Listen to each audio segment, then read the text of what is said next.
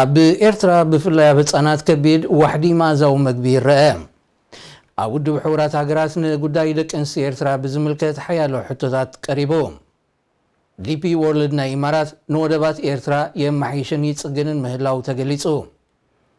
ስዑድን ጅቡትን ዘለወን ናይ ኣሳት ፍርቂ ቢልዮን ዶላር ንግዳዊ ልውውጥ ክዕብያ ተሰማሚዐን። ሰላም ክቡራት ተኸታተልቲ፣ እዚ ኣብዚ ሰሙን እዚ ኣብ ኤርትራን ከባቢኣን ንዝተረኣዩ ፍጻሜታት ዝድህስስ ሰሙናዊ መደብ እዩ። ኣብ ከተማ ፓሪስ ካብ ዝርከብ ስቱድዮና ቢንያም ስምዖኔ ምክትታልኩም ብኽብሪ ንዕድም። ብተወሳኺ ኣብ ናይ ሎሚ ትሕሶና ኣብ ሊብያ ኣሳት 9 ሓተቲ ዕቑባ ጽዒና ቅድሚ 2 ቕነት ዝተበገሰ ጃልባ ዳሃያ ጠፊኡ። ሕወሓት ናብ ህዝቢ ኤርትራ ጻውዒት ኣቕሪቡ። ልዕሊ 30 ጠቕላሊ ሓለቓ ስታፍ ሰራዊት ሃገራት ኣፍሪቃን ኣዘዝ ሰራዊት ኣሜሪካን ኣብ ኣዲስ ኣበባ ዘትዮም ዝብሉ ፍጻሜታት ኣብ ዝትሕሶ እዚ ክንድህስስ ኢና። ህዝቢ ኤርትራ ኣጋጢምዎ ዘሎ ናይ ምግብን ማይን ሕፅረት ዝያዳ ገዲዱ ከም ዘሎ ምንጭታት ሬድዮ ኤረና ሓቢሮም። እዚ ሕፅረት እዚ ምስ ዳግማይ ምዕፃው ዶባት ዝያዳ ከም ዝኸፍአ ዘመልከቱ ምንጭታትና ብወገን መንግስቲ ኤርትራ ዝረኣይ ዝኾነ መፍትሒ ይኹን ተስፋ ከም ዘየላ ሓቢሮም። ብፍላይ ኣብ ህጻናት ዝረአ ዘሎ ዋሕዲ ማእዛዊ መግቢ ብእዋኑ መፍትሒ እንተዘይተገይሩሉ ኣብ ኤርትራ ከቢድ ሳዕብየን ከኸትል ምዃኑ ክኢላታት ተዓውዲ ከጠንቅቑ ጸኒሖም እዮም። ከም ዝፍለጥ ዩኒሴፍ ኣብ ናይ 2019 ዓመታዊ ጸብጻቡ ኣብ ኤርትራ ካብ 5 ዓመት ንታሕቲ ኣብ ዝርከቡ ህጻናት ልዕሊ 60 ሚእታዊት ብዋሕዲ ማእዛዊ መግቢ ከም ዝጥቅዑ ገሊጹ እዩ። እዚ ኣሃዚ ኣዝዩ ዘሰንብድ ምዃኑ ዝገልጹ ኣባላት እቲ ማዕከን ህጻናት ኤርትራ ካብተን ከቢድ ሰብኣዊ ቅልውላው ዘጋጠመን ከም በዓል ዚምባብዌ፣ ደቡብ ሱዳንን ሞዛምቢክን ዝኣመሰለ ሃገራት ዝኸፍአ ኩነታት ከም ዘላ የመልክቱ። እዚ ኣብ ህጻናት ኤርትራ ዝረአ ዘሎ ዋሕዲ ማእዛዊ መግቢ ቅልጡፍ ፍታሕ እንተዘይተገይሩሉ ናብ ዓጸቦ ክሰጋገር ግዜ ከም ዘይወስድ እዮም ዘጠንቅቑ። ብዋሕዲ ማእዛዊ መግቢ ዝጥቅዑ ህጻናት ብዘይካቲ ኣብ ኣካላቶም ዝወርድ መጉዳእቲ ንሕማም ዝህልዎም ተጻዋርነት ንዕቤት ኣእምሮኦም እውን ስለ ዝጸልዎም ናይ ኣተሓሳስባን ትምህርቲ ናይ ምቕባል ዓቕሞምን ከም ዘድክም ዝፍለጥ እዩ። መበል 75 ዋዕላ ኣንጻር ኩሉ ዓይነት ምግሃስ መሰላት ደቂ ኣንስትዮ ውድብ ሕቡራት ሃገራት ኣብ ዝካየደሉ ዘሎ እዋን ንጉዳይ ደቂ ኣንስትዮ ኤርትራ ብዝምልከት ሓያሎ ሕቶታት ቀሪቡ። ኣብቲ ኣብ ጀኔቫ ዝተኻየደ ዋዕላ ብዘይካኒ ኤርትራ ንላትቪያ፣ ፓኪስታንን ዚምባብዌን ብዝምልከት እውን ዘተ ከም ዝተኻየደሉ ካብታ ከተማ ዝተመሓላለፈ ዜና ኣመልኪቱ። ብፍላይ ንጉዳይ ኤርትራውያን ደቂ ኣንስትዮ ብዝምልከት ኣዶ ወንበር ሃማደ ድሕሪ ዘቕረበቶ ጸብጻብ ካብ ወከልቲ ሃገራትን ኣህጉራውያን ትካላትን ልዕሊ 20 ሕቶታት ቀሪቡ። ኤርትራውያን ተጣበቕቲ መሰላት እውን ኣብቲ ጋጣሚ ተረኺበን ናብ ዘቕረቦ ጸብጻብ መንግስቲ ኤርትራ ብዝኣወጆ ግዱድ ሃገራዊ ኣገልግሎት ብፍላይ ኣብ ደቂ ኣንስትዮ ኣውሪድዎ ዘሎ በደላት ክሳብ ጾታዊ ዓመፅ ከም ዝበጽሕ ኣመልኪተን። መንግስቲ ኤርትራ ንሓፈሻዊ ውዕላት ማዕርነት ደቂ ኣንስትዮ መሰላተንን ዕድላተንን ንምርግጋጽ ዝወሰዶ ተበግሶ እንተሎ መርትዖ ከቕረብ ሓደ ካብቲ ዝቐረበ ሕቶታት ኮይኑ ኣብ ልዕሊ ደቂ ኣንስትዮ ዝወርድ ኣደራዕ ንምክልኻሉ ዝጸደቐ ሕግታት እንተሎ ነቲ ሕጊ ዝጠሓሱ ዝተወስደሎም ስጉምትን ዝኣመሰሉ ካልእ ሕቶታትን ቀሪቦም። እንተኾነ ወከልቲ መንግስቲ ኤርትራ ብቑዕ ምላሽ ስለ ዘየዳልዋ ነቲ ዝቐረበ መግለጺታትን መረጋገጺታትን ዝጠልብ ሕቶታት ክብድህኦ ከም ዘይከኣላ ዲፕሎማስያውያን ምንጭታት ኤረና ሓቢሮም። ሃገራዊ ማሕበር ደቂ ኣንስትዮ ኤርትራ ካብ መንግስቲ ኢድ ኣእታውነት ነፃ ኣይኮነን ጥራይ ዘይኮነ ብቐንዱ ነቲ መንግስቲ ከገልግል ዝቆመ ማሕበር እዩ በመባል ሓያሎ ኤርትራውያን ደቂ ኣንስትዮ እቲ ማሕበር ከም ዘይውክለን እየን ዝገልጻ። ዲፒ ወርልድ ዝተባሃለ ናይ ሕቡራት ኢማራት ዓረብ ወሃቢ ኣገልግሎታት ወደብ ንወደባት ኤርትራ ከም መሓይሽን ክጽግንን ምዃኑ ብሉምበርግ ገሊጹ። እቲ ማዕከን ዜና ካብ ዱባይ ዝመደበሩ ትካል ብኢሜይል ንዝረኸቦ ሓበሬታ ብምጥቃስ ኣብ ዘቕረቦ ዜና መንግስቲ ኤርትራ ብዘቕረቦ ጠለብ ኣብ ወደባት ኤርትራ ኣገደስቲ ኣቑሑ ናይ ምቕያር ካልእ ጽገናዊ ስራሓትን ኮንትራት ከም ዘካየደ ኣረጋጊጹ። ብሉምበርግ ካብ ወገን ኤርትራ ተወሳኺ ሓበሬታ ንምርካብ ዘቕረቦ ሕቶ መልሲ ከም ዘይረኸበ ጠቒሱ። ሕቡራት ኢማራት ዓረብ ኣብ ንግድን ወተሃደራዊ መዓላታትን ዘተኮረ ንወደባት ቀርኒ ኣፍሪቃ ንምቁፅጻር ተበግሶታት ካብ እትወስድ ኣሳት 5 ዓመቱ ቀሪቡሎ። ንወደብ ዓሰብ ንወተሃደራዊ ሎጂስቲክን መናሃርያን እትግልገለሉ ዘላ ሕቡራት ኢማራት ዓረብ ንወደባት ሶማሊላንድ እውን ንምውናኑ ስምምዓት ምኽታማ ይርስዕን። ዲፒ ወርልድ ናይ ዱባይ ኣቐዲሙ ንኣገልግሎታት ወደብ ጅቡቲ ን25 ዓመታት ንምውናን ዝኸተሞ ስምምዕ መንግስቲ ጅቡቲ ስለ ዘይዓገበሉ ኣብ መንጎ ድሕሪ ምቁራፁ ምስ መንግስቲ ጅቡቲ ኣብ ብሪጣንያ ዝርከብ ቤት ፍርዲ ኣብ ምክርኻር ይርከብ። سعود عرب جبوتن ናብ መንጎን ዘሎ ንግድን ወፍርን ንምዕባይ ከም ዝተሰማምዓ ኣገልግሎት ዜና ተሃገር ሓቢሩ። ላዕሎት ሚኒስትራት ንግዲ ወፍርን መጓዓዝያን ክልቲአን ሃገራት ብቐዳም 16 ለካቲት ኣብ ሪያድ ኣብ ዘካየድዎ ርክብ እቲ ስምምዕ ተኸቲሞም።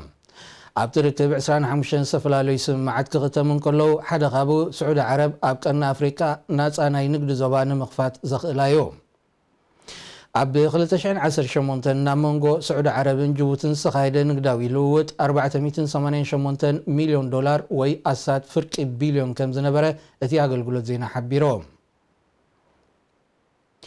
ኣሳት 9 ሓተቲ ዕቑባ ጽዒና ቅድሚ 2 ሰሙን ካብ ገማግም ባሕሪ ሊብያ ዝተበገሰ ጃልባ ኣብ ማእከላይ ባሕሪ ዳህያ ከም ዝጠፍአ ሕቡራት ሃገራት ኣፍሊጡ። እታ ዝተፈላለዩ ዜጋታት ሃገራት ኣፍሪቃ ዝፀዓነት ጃልባ ብቀዳም 8 ለካቲት ወጋሕታ ካብ ኣልቀራቡሊ ካብ ዝተባህለ ገማግም ባሕሪ እያ ተበጊሳ። ኣልቀራቡሊ ኣሳት 50 ኪሎ ሜትር ንምብራቕ ካብ ከተማ ጠራብሎስ ርሒቓ ኣብ ገማግም ባሕሪ ትርከብ ንእሽቶ ገጠር እያ። እታ ጃልባ ካብ እትብገስ 2 ቅነ እኳ እንተሓለፈ ኣብኣ ዝነበሩ ሓተቲ ዕቑባ ድሃይ ስለ ዘጥፉ ናይ ቀረባ መቕርቦም ኣብ ሻቕሎት ከም ዘለው ላዕለዋይ ኮሚሽን ስደተኛታት ሕቡራት ሃገራት ኣብ ዘውፅኦ መግለፂ ኣፍሊጡ።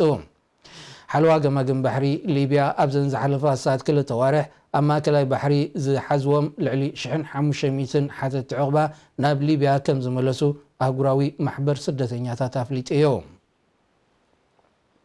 እንተኾነ እዛ ኣሳት 9 ሓተቲ ዕቑባ ጽዒና ዳህያ ጠፊኡ ዘሎ ጃልባ ተታሒዘን ካብ ዝተመልሳ ምዃነን ዘረጋግጽ ዝኾነ ሓበሬታ የለን።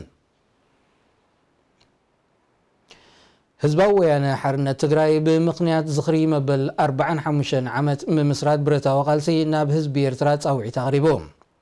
እቲ ውድብ ኣብቲ ናብ ህዝቢ ኤርትራ ዘቕረቦ ፃውዒት ህዝቢ ትግራይን ሕወሓትን ኣብ ሕቶ ህዝቢ ኤርትራ ተዋግዮምን ተጋግዮምን ከም ዘይፈልጡ ብምርግጋጽ ብሓባር ንዝኸፈልዎ መስዋእቲ ንጨቋኒ ስርዓት ደርጊ ከም ዝደምሰሱን ናይ ሓባር ዓወት ከም ዝጨበጡን ኣዘኻኺሩ። ንህዝቢ ኤርትራ ናብ ቃልሲ ዝደፍአ መሰል ናጽነት ባዕሉ ከም ዘረጋገጸ ዝጠቐሰ እቲ ፃውዒት በዚ ሕወሓትን ህዝቢ ትግራይን ሕቡናት ምዃኖም ኣስሚሩሉ። ይኹን እምበር ኣብ ዝሓለፉ 20 ዓመታት ዝተኻየደ ዘይተደልየ ኩናትን ጎንፅን ዘየድሊ ዋጋ ከም ዝኸፈለ ብምግንዛብ እዚ ዝፈጠሮ በሰላ ቀሊል እኳ እንተዘይኮነ ኣብዚ እዋን እዚ ግን ናይ ሓባር ረብሓናን ታሪኻዊ ዝምድናናን ብምሕዳስ ሓባራዊ ዕቤት ናብ ምርግጋጽ ከነሰጋግሮ ደጊምና ንጽውዕ ክብል ሕወሓት መልእኽቱ ደምዲሙ። እቲ ውድብ ኣቐዲሙ እውን ተመሳሳሊ ፃውዒት ከም ዘቕረበ ዝዝከር እዩ። ፕሬዚደንት ኢሳያስ ኣብ ዝቕንያት ኣብ ዝገበሮ ቃለ መጠይቕ ሰራዊት ኢትዮጵያ ካብ ባድመ ዘይወፀ ሕወሓት ስለ ዝሓንገደ እዩ ክብል እዩ ወቒሱ። ሓደ ካብ ገዳይም ተጋደልቲ ሕወሓትን ሚኒስተር ጉዳያት ወፃኢ ኢትዮጵያ ዝነበረን ኣቶ ስዩም መስፍን ኣብ ዝሓለፈ ሰሙን ኣብ ዝተዘከረ መበል 45 ዓመት ምምስራት ሕወሓት ኣብ ዘስምዖ መደረ ፕሬዚደንት ኢሳያስ ንፍርቂ ህዝቢ ኤርትራ ናብ ስደት በቲኑ ኸበቅዕ ንህዝብታት ቀርኒ ኣፍሪቃ ሰላምን ልምዓትን ከምፅእ ኣይክእልን ክብል ብወገኑ ምላሽ ይብሉ እዩ። ኣብ ኤርትራን ከባቢያን ናብዚ ሰሙን እዚ ንዝተረኣዩ ምዕባለታት ዝድህስስ መደብ ኢኹም ትከታተሉ ዘለኹም ክቡራት ተዓዘብቲ። ኣብ ትሕቲ ሰሃራ ዝርከባ ሃገራት ኣፍሪቃ ዘለዎን ውህሉል ዕዳ $583 ቢልዮን ከም ዝበፅሐ ጸብጻብ ባንኪ ዓለም ገሊጹ። ብመሰረቲ ኣህጉራዊ ፋይናንሳዊ ትካል ቅድሚ 10 ዓመታት $236 ቢልዮን ውህሉል ዕዳ ዝነበረን ዘን ሃገራት ኣብ 2018 ብ150 ሚእታዊት ንሂሩ ናብ $583 ቢልዮን ደይቡ ይርከብ። ኤርትራ ሓንቲ ካብተን ዝወሓደ ውህሉል ዕዳ ዘለወን ሃገራት ኣፍሪቃ ተባሂላ ትግለጽ። ክሳብ ታሕሳስ 2017 ናሳት $875 ሚልዮን ዕዳ ዝነበራ ኤርትራ ኣብ መወዳእታ 2018 ናብ ልዕሊ $3.5 ቢልዮን ከም ዝዓረገ ጸብጻባት ቁጠባ ይጠቕሱ። ሃገራት ኣፍሪቃ ልዕሊ $580 ቢልዮን ዕዳ ይሃልወን እምበር ዓመታዊ ኣሳት $100 ቢልዮን ብብልሽውና ከም ዝጠፋፋ እዩ ዝግለጽ። ልዕሊ 30 ጠቕላሊ ሓለቓት ሳፍ ሰራዊት ሃገራት ኣፍሪቃን ላዕለዎት ኣዘዝቲ ሰራዊት ኣሜሪካን ኣብ ኣዲስ ኣበባ ዘተካይዶም።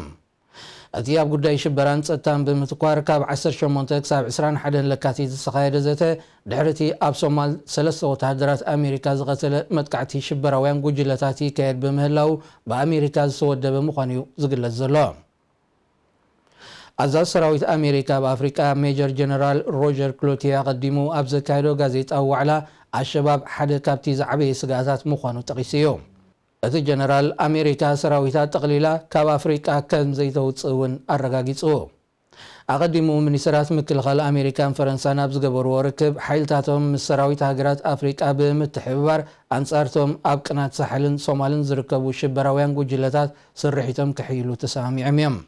እዚ ኣዘዝቲ ሰራዊት ሃገራት ኣፍሪቃን ኣሜሪካን ዘካየድዎ መበል ሻምናይ ዋዕላ ሓይልታት ምድሪ ኣፍሪቃን ኣሜሪካን 2020 ዝተሰምየ ርክብ ግብረ መልሲ ናይቲ ቻይናን ሩስያን ኣብ ኣፍሪቃ ዝገብሮ ዘለዋ ወተሃደራዊ ጠመተ ምዃኑ እውን ተንተንቲ ይገልጹ። ኤርትራ ኣብዚ ብላዕሎት ኣዘዝቲ ሰራዊት ዝተወከለ ዋዕላ ሃገራት ኣፍሪቃን ኣሜሪካን ኣይትሳተፍን እያ ዘላ። ፈረንሳውን ኣብ ኣፍሪቃ ዝርከብ ብዝሒ ሰራዊታ ክትዕቢ ምዃና ፕሬዚደንት ሃገር ምስ መራሕቲ 6 ሃገራት ኣብ ዝገበሮ ርክብ ምግላጹ ኣይርስዓን። ኣብ ኤርትራ ብሰንኪ ዝቕጽል ዘሎ ናይ ግዜ ገደብ ዘይብሉ ግድድ ዕስክርናን ሕሱም መነባብሮ ምልክን ስደት ኤርትራውያን ጉንን ተርእዮም ምዃኑ ሂማን ራይትስ ዎች ገሊጹ። እቲ ኣህጉራዊ ተጣባቂ መሰላት ኣብ ኩነታት ሰብኣዊ መሰላት ኤርትራ ብምትኳር ብ18 ለካቲት ንዝተጋበአ ኮሚቴ ፓርላማ ኤውሮጳ ብምዕባለ ሰብኣዊ መሰላት ኣብ ዘቕረቦ ጸብጻብ ዓመታዊ ኣብ ዘካይዶ መጽናዕቲ ምምሕያሽ ሰብኣዊ መሰላት ከም ዘይተረኣየ ነጺሩ። ልዕሊ 15 ዓመታት ደሃዮም ዝጠፍአ ናይ እምነትን ፖለቲካን እሱራት ከም ኣብነት ብምጥቃስ ጸብጻቡ ዘቕረበት ትካል ኣብታ ሃገር ብዘሎ ኩነታት ተስፋ ዝቖረጸ ህዝቢ ዋሕዚ ናብ ስደት ከም ቀዳማይ ኣማራጺ ይወስዶ ምህላው ገንዚቡ። 10% ካብ ህዝቢ ኤርትራ ኣብ ስደት ከም ዝነበር ድማ ንጸብጻብ ላዕለዋይ ኮሚሽን ስደተኛታት ሕቡራት ብምጥቃስ ኣረዲዩ።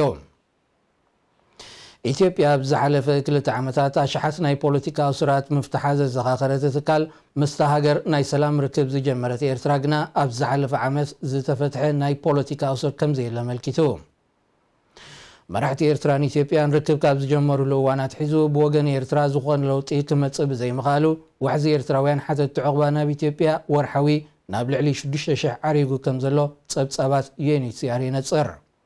ኮሚቴ ፓርላማ ኤውሮጳ ምዕባለ ሰብኣዊ መሰላት ኣብ ህልው ኩነታት ሰብኣዊ መሰላት ድሕሪ ምስማዕን ምዝታይን ሕብረት ኤውሮጳ ንኤርትራ ዝህቦ ልምዓታዊ ሓገዝ ቅድመ ኩነት ክሰርዓሉ ተላብዩ። እቲ ኮሚቴ ብዛዕባ ኩነታት ሰብኣዊ መሰላት ንምዝታይ ናብ ኤርትራ ምብጻሕ መደብ ከም ዘለዎ እውን ኣረጋጊጹ። ብጠቕላላ ሓለቓ ስታፍ ሰራዊት ጀነራል ኣድም መሐመድ ዝምራሕ ላዕለዋይ ወተሃደራዊ ልኡኽ ኢትዮጵያ ኣብ ስዑድ ዓረብ ወግዓዊ ናይ ስራሕ ምብጻሕ ከም ዘካየደ ኣገልግሎት ዜናታ ሃገር ሓቢሩ። እቲ ልኡኽ ኣብ ሳልስ እዚ ኣብ ስዑዲ ኣብ ዝጸንሐሉ ምስ ጠቕላሊ ሓለቓ ስታፍ ሰራዊት እታ ሃገር ጀነራል ፋሃድ ቢን መሐመድ ኣርዋልን ካልኦት ላዕለዎት ወተሃደራውያን ሰበስልጣን እንታ ሃገር ተመያይጡ። ዕላማ ዑደት ወተሃደራዊ ልኡኽ ኢትዮጵያ ናብ ስዑድ ዓረብ ኣብ መንጎ ክልቲአን ሃገራት ክህሉ ብዛዕባ ዝኽእል ወተሃደራውን ጸጥታውን ምትሕጋዝ ዘተኮረ ምንባሩ ተሓቢሩ። ስዑድ ዓረብ ብገዚፍ ፋይናንሳዊ ሓገዝ ኣብ ልዕሊ ኤርትራ፣ ሱዳን፣ ኢትዮጵያ፣ ጅቡትን ሶማልን ዝሓቆፈ ዞባ ቀርኒ ኣፍሪቃ ወተሃደራዊ ጽልዋታት ብምዕባይ ተላኣኽቲ ክህልዋ ትጽዕር ከም ዘላ እዩ ዝጥቀስ። ኣብ ዝሓለፈ ሳልስቲ ፕሬዚደንት ኢሳያስ ኣብታ ሃገር ወግዓዊ ናይ ስራሕ ምብጻሕ ከም ዘካየደ ዝዝከር እዩ። ክቡራት ተኸታተልቲ እዚ ክትከታተልዎ ዝጸናሕኩም ኣብ ኤርትራን ከባቢያን ኣብዚ ሰሙን እዚ ንዝተራእዩ ምዕባለታት ዝድህስስ ሰሙናዊ መደብ ነይሩ። ዝመጽእ ሰሙን ብኻልእ ትሕሶ የራኽበና። ደጊምና ስለ ምክትታልኩም እናመስገንኩ ዝፋነወኩም ቢንያም ስሞኔ ሰናይ ቅነ